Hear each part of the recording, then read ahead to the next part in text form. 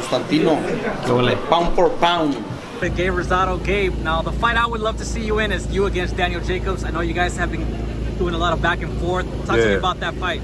No, I'm saying it's something where his people reached out to me, you know, find interest in the fight. And it's like, I told him, I said, let's do it. It's a fight that should have happened in Phoenix.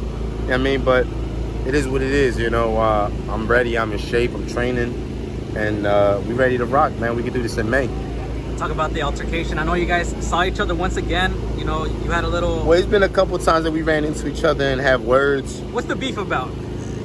Honestly, it just comes down to where, you know, I really don't know how it started, but I guess I had an interview where I said something he didn't like, vice versa, and then we confronted each other and we was like, well, let's do this then. You know what I'm saying? So he moved up to 68, I moved up to 68. It's just competitive. It's like he's from Brooklyn, I'm from Philly. I mean, and it's a fight that what fan is not gonna want to see this fight? You know what I'm saying? Honestly, I think Dan is a fighter that's like it's more hype. If you think about it, him coming up, he really ain't beat nobody. And you could say Mora, but Mora was already, you know, past his prime, and Peter Quillen was already, you know, he was a different fighter at the time they fought.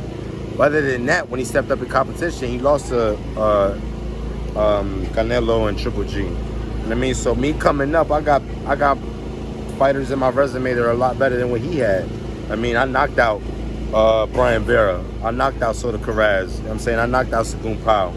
I mean, so Kassim Numa.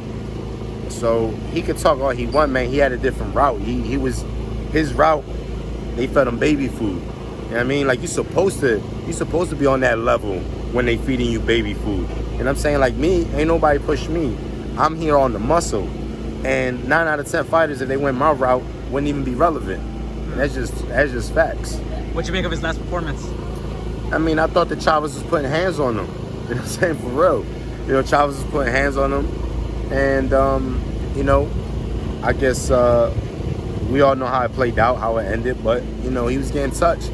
You know, he fights somebody like me, man, you know, it's going to be beast mode. You know what I mean? There ain't going to be no letting them breathe and none of that. We gonna rumble. You know what I'm saying? Me and Danny fight, we rumbling. You know what I'm saying? Is there any talks, hopefully, about that fight? I know the fans really want to see it. Like I said, his people reached out to me. I was chilling, minding my own business. Okay. See my phone, I got a call, I got a text. All right, what's up? We talk. It's like, all right, let's make it happen. If fight makes sense, I mean, I don't see why not. So is the fight being close to being finalized? Well, honestly, man, it come down to Eddie. It come down to what Eddie wanted to do. So I don't see why Eddie wouldn't make it happen. Eddie has brought up the fight to me, you know.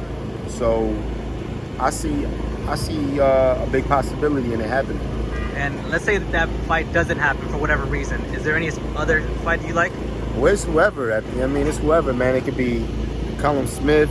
I mean, Billy Joe. You know what I'm saying? I don't know who Canelo's fighting. You know what I'm saying? But it could just be anybody, man. You know, we moved up to 68. I got my trainer Freddie Roach now, where we had. You look big at 168, but good big. You know? We had a great training camp, so I'm excited moving forward with Freddie on my corner, man, because I got the smarts, I got the experience. Now I got that master coach that can kind of like add that extra ingredient going into a fight where, you know, I think it makes a big difference. And lastly, if Jacobs is watching this, what do you tell Daniel Jacobs? I mean, he already know what it is, man. I told him to his face when I saw him a couple of times. So anything that I say in the interview is nothing I never said at Jacobs' face. You know what I mean? I say he's a gimmick. I mean, he puts up a front like he's a gentleman. You know what I mean? Clean cut. He's a whole different dude. I mean, he's an arrogant, cocky dude. I don't like him. Why do you say that about the gimmick part?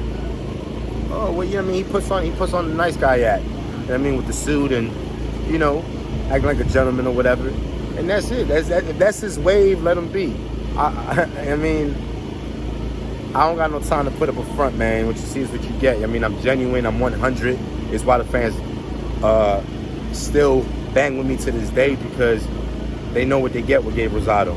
I mean, blue collar, hard worker. You know what I'm saying? Genuine.